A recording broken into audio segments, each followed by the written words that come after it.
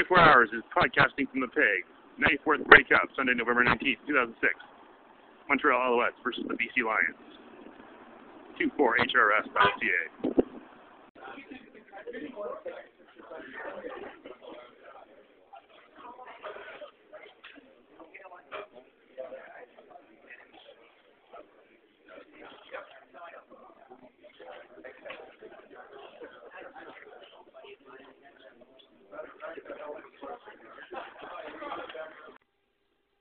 And there were others that did. It turns out, more than one.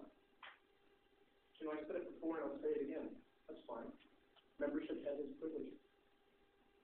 But to both groups, I remain always grateful for the opportunity to be one of only 11 Canadians who have had the privilege to be the steward of our great game and our great league to the Board of Governors and our member clubs of fans.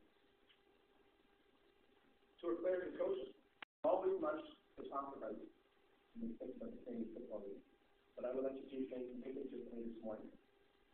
I would like to address 3 specific areas, and then I'm going to ask the Chairman of our Board of Governors, Keane Dunn, and our Chief Operating Officer, the CFO, Mike Copeland, to join me on the stage to answer any other questions you might have. We will be here to answer every all questions. The 3 areas I'd like to speak about quickly are number 1, the game, number 2, the business, and number 3, the future. First, the game. Everybody in this room knows how great our game is. We're the last group of people that will have to be sold. The scoring was down this year. Returns were not as prevalent as in the left. Penalties rose a bit, but after dramatically falling last year. There are a host of factors that have been well documented as to why we might be different. But the important thing to note is that these things have not gone unnoticed. We all know in this room, across our league, that our game is our product, our game is our brand, and our game is our entertainment that we sell. Everybody here should know that we are putting in place measures and steps that will ensure we find that balance between the integrity of the game on the field and the entertainment value for our fans to engage with either the broadcast in the stadium, however they want to enjoy this game. Our overall entertainment experience is very important to us, obviously, but also protecting the integrity of the field. To that end, we will be making changes as to how rules are evaluated, changed, or even considered before they ultimately come to the Board of Governors for their approval.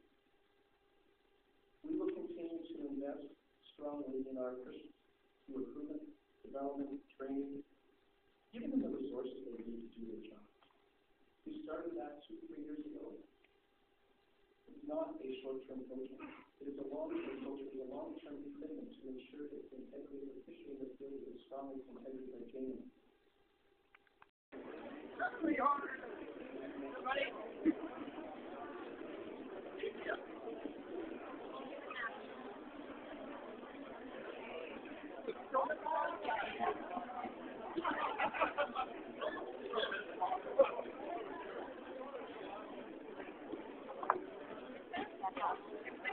There you go. Thank you. Enjoy that. The felines have arrived at the convention center.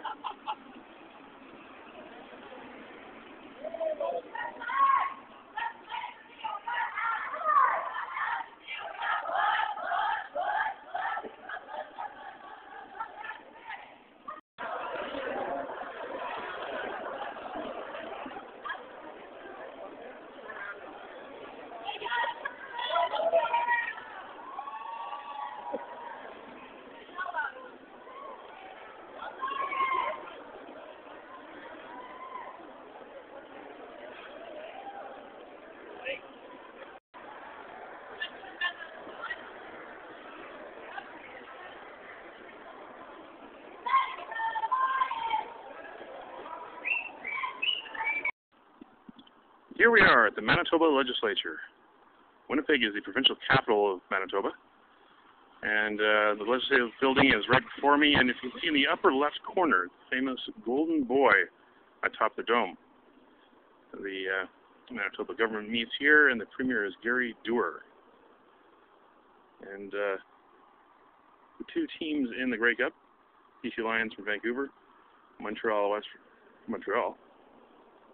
Both those cities are major cities within their own provinces, but they're not the provincial capitals. So if you can tell me the provincial capital of British Columbia and Quebec, be the first person to respond to feedback at 24hrs.ca.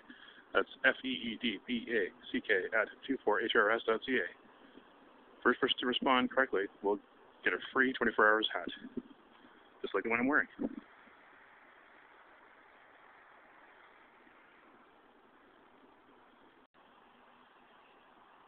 Here's another look at the Manitoba Legislative Building in downtown Winnipeg. There's a statue of Queen Victoria.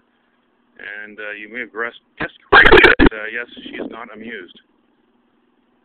Well, hopefully the Grey Cup will cheer her up, because it's winter now before, well, more than a month before it actually is winter here in Winnipeg, where there's snow on the ground and wind in the skies.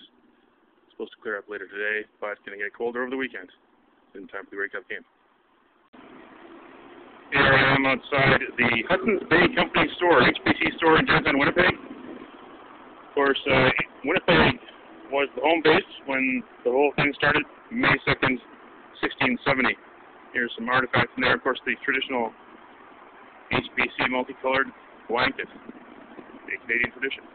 Anyways, 336 years old this year. The Company of Voyageurs, Canada's HBC, also North America's oldest company of any type. No longer Canadian owned, it's now American owned by a fellow who looks just like Elvis, a 1970s Elvis. From outside the HBC in downtown Winnipeg, this is Bob Mackin, 24 hours. Of course, Hudson Bay Company, incorporated May 2nd, 1670. You can see there's curtains covering the windows here. They're getting ready for Christmas. Yeah, we haven't even had Grey Cup, they're already getting ready for Christmas. That's where we're coming to. There we go. Here I am outside the University of Winnipeg. Notice the astronomical observatory in the upper left corner of the building. What a fine piece of architectural work, probably designed by a freshman in the School of Architecture. The University of Winnipeg, place of higher education. Standing outside, Why Not Foods on Ellis in downtown Winnipeg. Why Not Foods? Yes, that's also Tony spelled backwards. And there's a nice mural here depicting a trapper and voyageur with a big fleur-de-lis in the middle. Part of Canadian history here in Winnipeg.